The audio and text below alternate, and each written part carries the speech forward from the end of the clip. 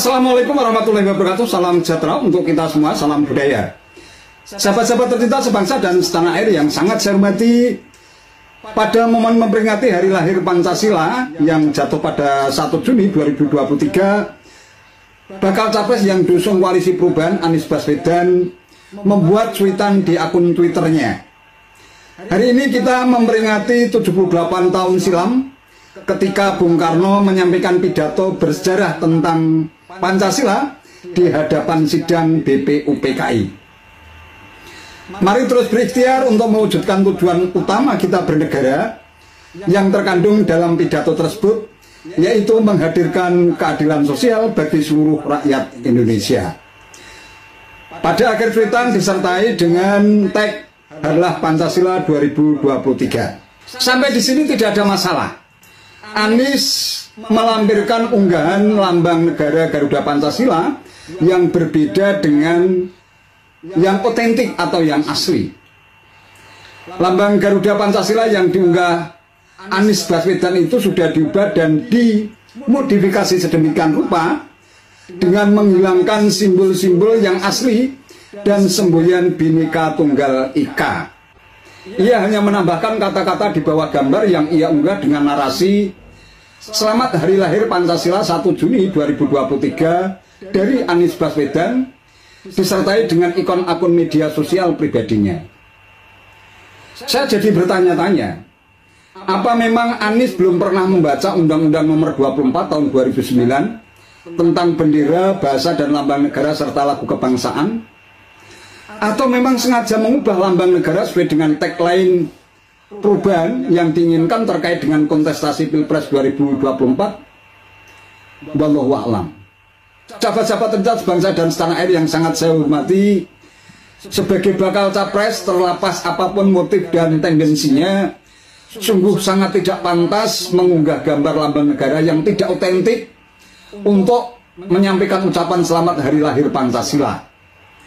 Alih-alih memberikan keteladanan kepada rakyat bagaimana menjaga NKRI yang berpilarkan pada Pancasila, Undang-Undang Dasar 1945 dan Bhinneka Tunggal Ika, justru Anies malah terkesan mencapik-capik dan menistakan lambang negara yang secara tegas tersurat pada klausul menimbang dalam Undang-Undang Nomor 24 Tahun 2009. Sesuai dengan ketentuan Undang-Undang Nomor 24 Tahun 2009 tentang bendera, bahasa dan lambang negara serta lagu kebangsaan, lambang negara Kesatuan Republik Indonesia berbentuk Garuda Pancasila yang kepalanya menoleh lurus ke sebelah kanan, perisai berupa jantung yang digantung dengan rantai pada leher Garuda, dan semboyan Bhinneka Tunggal Ika ditulis di atas pita yang dicengkeram oleh Garuda.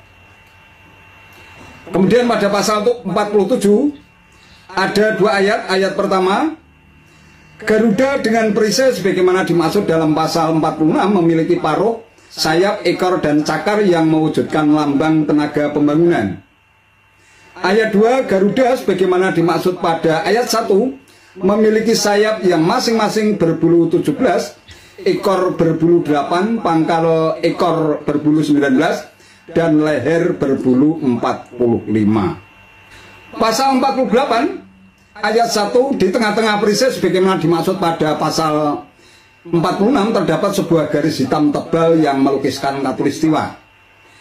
2, pada perisai sebagaimana dimaksud dalam pasal 46 terdapat 5 buah ruang yang mewujudkan dasar Pancasila sebagai berikut. Butir A, dasar ketuhanan yang Maha Esa, dilambangkan dengan cahaya.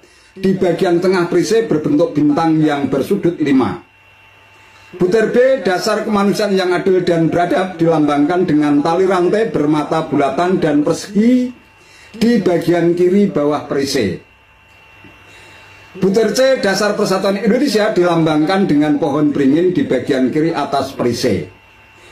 Butir D, dasar kerakyatan yang dipimpin oleh hikmat kebijaksanaan dalam permusyawaratan perwakilan, dilambangkan dengan kepala banteng di bagian kanan atas perisai. Dan butir kelima, dasar keadilan sosial bagi seluruh rakyat Indonesia, dilambangkan dengan kapas dan padi di bagian kanan bawah perisai. Pasal 49, lambang negara menggunakan warna pokok yang terdiri atas A. Warna merah di bagian kanan atas dan kiri bawah perisai. B. Warna putih di bagian kiri atas dan kanan bawah perisai. C. Warna kuning emas untuk seluruh burung Garuda. D. Warna hitam di tengah-tengah perisai yang berbentuk jantung. Dan E. Warna alam untuk seluruh gambar lambang. Menurut hemat saya, tweetan Anies macam itu sangat berbahaya dan sudah termasuk tindak pidana sebagaimana ketentuan pasal 57 yang berbunyi, setiap orang dilarang kita simak ancaman hukum. A. Mencoret, menulisi, menggambari atau membuat rusak lambang negara dengan maksud menodai, menghina atau merendahkan kehormatan lambang negara. B. Menggunakan lambang negara yang rusak dan tidak sesuai dengan bentuk, warna, dan perbandingan ukuran. C. Membuat lambang untuk perseorangan, partai politik, perkumpulan, organisasi, dan garis miring atau perusahaan yang sama atau menyerupai lambang negara. Dan D. Menggunakan lambang negara untuk keperluan selain yang diatur dalam undang-undang ini. Ancaman hukumannya terdapat pada ketentuan pidana pasal 68 yang berbunyi, setiap orang yang mencoret, menulisi, menggambari, atau membuat rusak lambang negara dengan maksud menodai, menghina atau merendahkan kehormatan lambang negara sebagaimana dimaksud dalam pasal 57 huruf A, dipidana dengan pidana penjara paling lama 5 tahun atau denda paling banyak 500 juta rupiah. Pasal 69 dipidana dengan pidana penjara paling lama 1 tahun atau denda paling banyak 100 juta rupiah setiap orang yang A. Dengan sengaja menggunakan lambang negara yang rusak dan tidak sesuai dengan bentuk, warna, dan perbandingan ukuran. B. Membuat lambang untuk perseorangan, partai politik, perkumpulan, organisasi, dan garis miring atau perusahaan yang sama atau menyerupai lambang negara.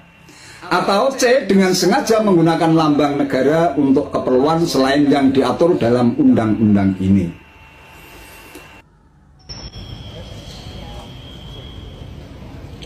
Anies. Salam perubahan. Apanya yang mau dirubah? Kok rata-rata komentar pendukungnya Anies Baswedan ini salam perubahan. Anies makin mantap, Anies keren. Gak ada lain apa? Pak Anies Baswedan gak jadi nyapres, bro. Abang khusus untuk yang berkomentar ya. Coba abang lihat muka Pak Anies tuh, ya. Muka resah dan gelisah. Oke, assalamualaikum teman-teman, sobat YouTube semuanya. Itu tadi ya, beberapa hari yang lalu kita sudah tahu, mungkin sudah banyak yang tahu, tanggal 1 Juni tahun 2023 tepatnya di peringatan Hari Lahir Pancasila.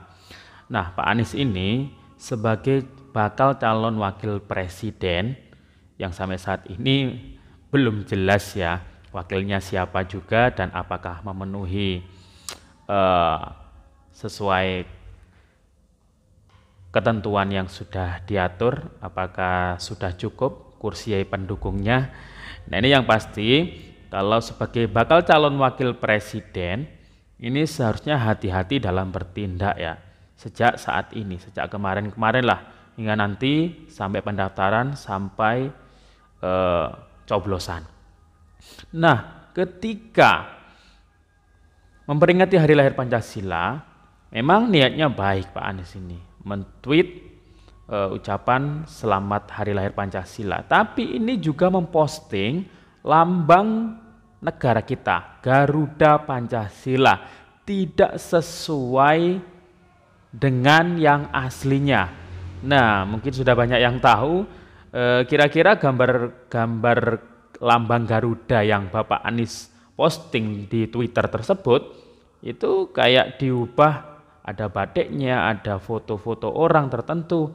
Wah, ini padahal di negara kita ada undang-undang yang mengatur tentang lambang, bahasa, kemudian lagu kebangsaan. Nah, jelas yang sudah dijelaskan tadi, ada ancaman hukuman bagi siapa saja warga negara yang merubah ya, yang memodifikasi lambang negara. Tadi sudah dibacakan ya, ancaman hukumannya itu bisa sampai 5 tahun penjara.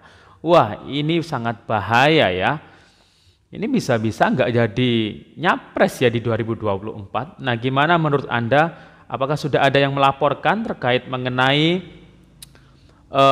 gambar atau lambang Garuda yang dimodifikasi yang diposting oleh Pak Anies tersebut? Nah, kita ikuti saja ya keberlanjutan beritanya nanti. Oke, demikian. Assalamualaikum warahmatullahi wabarakatuh.